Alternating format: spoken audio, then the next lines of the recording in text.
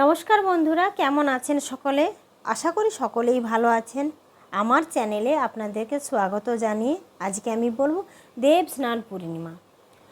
Thumbnail থেকেই বোঝা যাচ্ছে দেবতাদের স্নান পূর্ণিমা আসছে 27 জ্যৈষ্ঠ 11ই জুন বুধবার।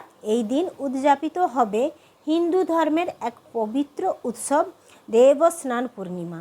এই তিথিতেই অনুষ্ঠিত হয় শ্রী শ্রী জগন্নাথ দেবের স্নানযাত্রা, যা মহাপ্রভুর জন্মতিথি হিসাবেও বিবেচিত। এই দিনে জগন্নাথ, বলরাম ও সুভদ্রা এবং মদনমোহনের বিগ্রহ গর্ভগৃহ থেকে শোভাযাত্রা সহকারে স্নানবেদিতে আনা হয়। এরপর মন্ত্রপাঠে শুদ্ধ করা কূপের জল দ্বারা 108টি কলসে তাদের মহাস্নান করানো হয়।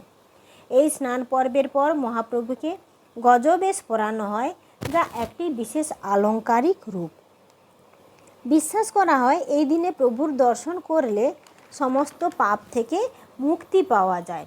স্নানযাত্রার পরে শুরু হয় অনসর পর্ব।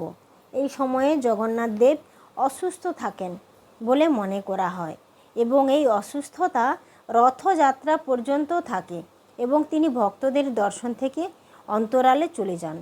এই সময়টিতে তার গোপন স্থানে চিকিৎসা চলে বলেও বিশ্বাস। পুরাণ অনুসারে রাজা ইন্দ্রদ্যুম্ন পুরীর জগন্নাথ মন্দির প্রতিষ্ঠার পর এই দেবস্নান উৎসবের সূচনা করেন। এই ঐতিহ্য সেই সময় থেকেই পালিত হয়ে আসছে। এবার আমি বলবো কবে পড়েছে সেই দিন। বিশুদ্ধ সিদ্ধান্ত পঞ্জিকা অনুসারে দেবস্নান পূর্ণিমার সময়সূচি: পূর্ণিমা তিথি শুরু 26শে জ্যৈষ্ঠ মঙ্গলবার 10ই জুন সকাল 11:37 থেকে শুরু হবে এবং 27শে জ্যৈষ্ঠ বুধবার 11ই জুন দুপুর 1:14 এই তিথি শেষ হবে।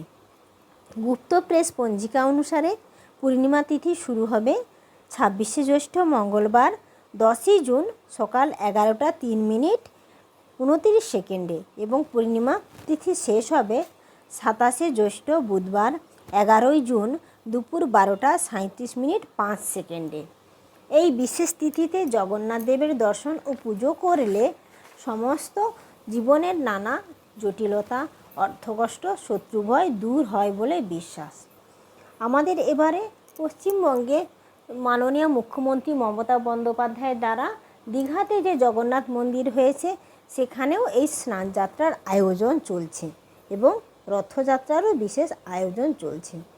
এবার আমি বলবো বন্ধুরা, বাড়িতে যাদের আছে এই জগন্নাথ দেব তারা কিভাবে বাড়িতে স্নান করাবেন। বাড়িতে অভিষেক করানোর জন্য একটি তামা বা পেতলের অভিষেক কলস নিতে হবে।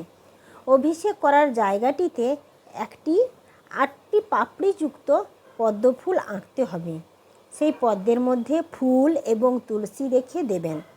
এরপর এই অষ্টপাপড়ি পদ্মের ওপর শ্রী জগন্নাথ, বলরাম এবং সুভদ্রাকে বসাবেন। ভোগ নিবেদন করবেন অবশ্যই। এরপর একটি নারকেল দিয়ে আরতি করা হয়। নারকেলের ওপরে ঘিয়ের বাতিতে তার উপরে একটি কর্পূর দিয়ে আরতি করবেন। এরপর 9টি প্রদীপ দিয়ে আরতি করা হয়। এই প্রদীপগুলি ময়দা দিয়ে তৈরি, দেখুন বন্ধুরা এখানে আমি দেখিয়েছি। এরপর সর্বাঙ্গে তিল বাটা মাখিয়ে দেবেন। তারপর তিল বাটা জল দিয়ে স্নান করাতে হবে। এরপর দুধ, দই, মধু, ঘি, চিনি মিশ্রিত জল অর্থাৎ পঞ্চামৃত দিয়ে স্নান করাবেন।